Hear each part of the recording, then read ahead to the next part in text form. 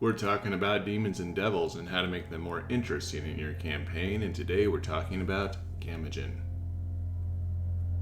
Stay tuned.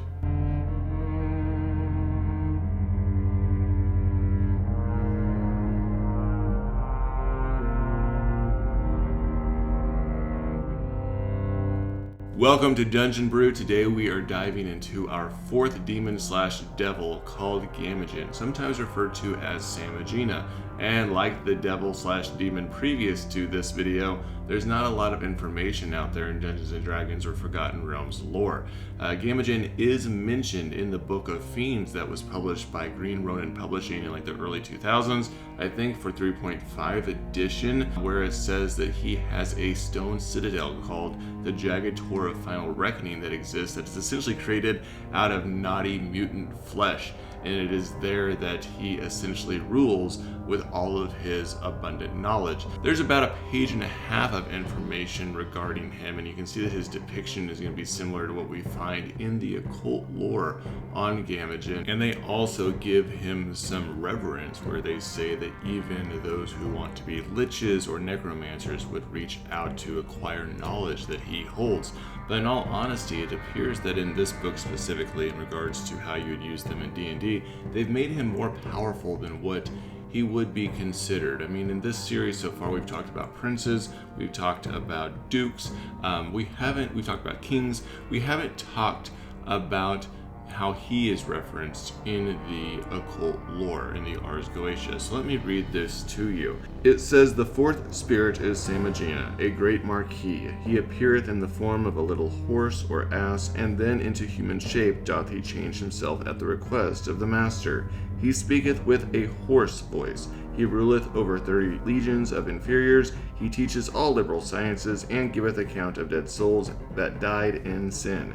And his seal is this, which is to be worn before the magician when he is invocator, etc." It's very interesting that he is referenced as a great marquis or a noble. He doesn't hold the same title, and the appearance of him being a little horse or ass is also suggestive that he doesn't hold the same amount of power as the three demons devils that we've talked about so far. While he is knowledgeable, he very much seems to beckon at the whims of the individual who summons him, and even changes upon their request.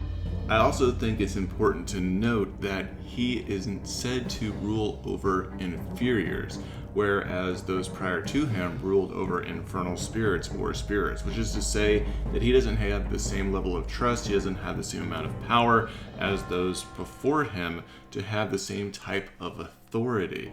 I think it's also important to notate that he isn't mentioned very often in occult lore. We do find him in the Ars Goetia, and he's in the Submonarchia Daemonum, but he isn't mentioned in other books like the Grand Grimoire, which is possibly to suggest that he just doesn't have the same amount of authority or respect that you would find with the other demons and devils we're going to be talking about in this series. So when it comes to role-playing him in your Dungeons & Dragons game or in your tabletop role-playing game, I would suggest finding unique ways to make Gamigin your little horse.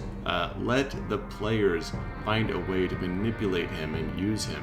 If they're going to summon him or make requests of him, really let them play with how they can kind of get a foothold in the door within the demon realm by using Gamigin at their disposal to some way, shape, or form. I think you can have a lot of fun with this. Now, he is said to be extremely intelligent and have a lot of knowledge. In fact, if you remember, it is said that he knows those that have sinned and those that are trapped within the belly of hell itself. So he has knowledge of who is in hell and what wrong they did, and why they're not able to advance upward into different levels or perhaps even ascend to a higher realm.